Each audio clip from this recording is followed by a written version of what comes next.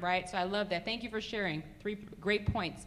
And so we have 2 panelists for our first round left. We have Steve and Greg. So shall I pick? Shall I pick? Eeny, meeny, miny, mo. Steve, you're right here, so I'm looking at you. Yes. Ha, ha, ha.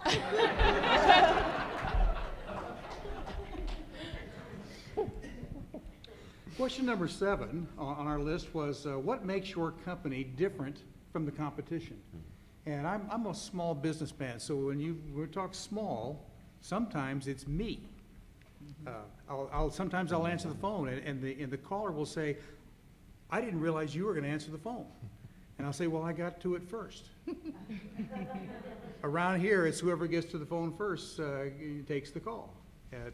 I've never had more than 7 or 8 people, but a lot of times it's just been me. And then there's services that you outsource, from bookings and scheduling and the printing and stuff.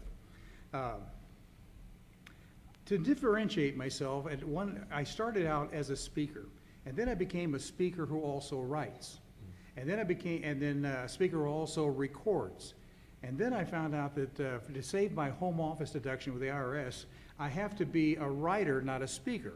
Because the deduction goes to wherever you spend the most time and the most important time, and a writer spends time at a keyboard, and a speaker spends time out there somewhere talking to an audience. So I am a writer who occasionally speaks. And to make that distinction work, you have to sell a lot. If you're going to call yourself a writer, you have to sell a lot of books. And it's been wonderful. I've been extremely fortunate. I'm up to now about 1.5 million books and 3.25 million audio recordings. If I were a rapper or a pop singer, you'd know who I am. But I work in an entirely different market. And it helps to have yourself in print, so that because people, for some reason, they'll buy the books. They don't necessarily read them, and I don't care, as long as they buy the books. And then they won't throw them away. They leave them on their desk and on their shelves. That's perfectly all right with me. I would prefer that they read them.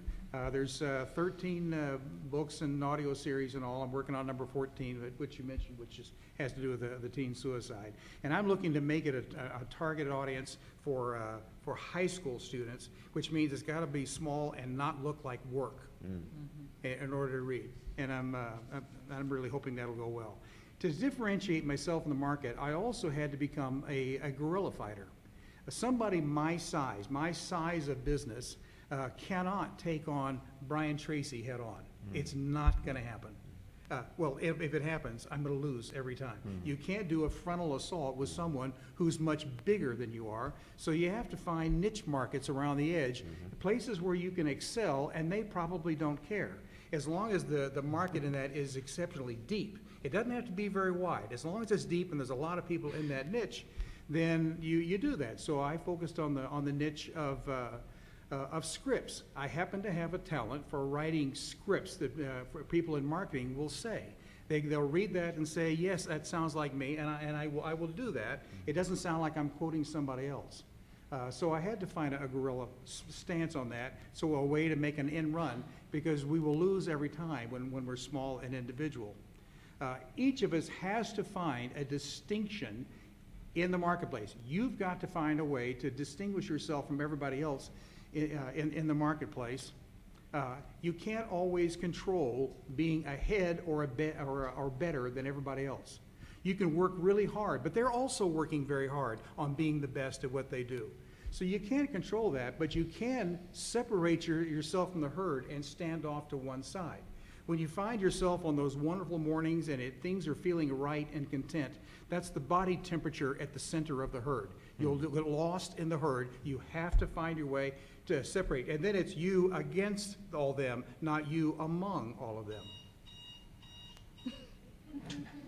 I'll take that after the program. Yeah. We're very sophisticated here. I'm just taking notes here. I'm going to change my profile. Writer who occasionally speaks. That's what I think I'm going to go by from now on. Love what you said. Guerrilla fighter, right? Out at my table, I have some boxing gloves. I think I got your message before you even spoke. And you got the call first. I love that, too. I'm going to have to do that. So, again, great. Greg, Are you ready? I'm ready. All right.